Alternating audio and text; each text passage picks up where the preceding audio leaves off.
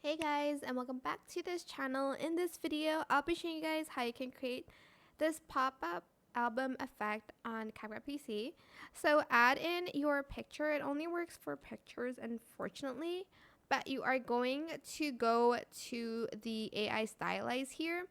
Go to style, and you're going to basically find the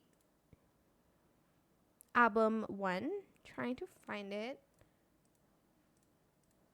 If you okay, it's under split, and you're going to select the pop-up album, and you're just going to wait for the process. Here, I'll show you what it looks like after. Ta-da! That is it. I hope it was helpful for you guys, and don't forget to like, comment, share, and also subscribe to this channel if you haven't done that already. If you have any more questions, leave it in the comment section down below. I will try my best to answer them all for you guys. And if you found this video helpful, please click the thanks button as well. That is it. Thank you so much for watching. Bye.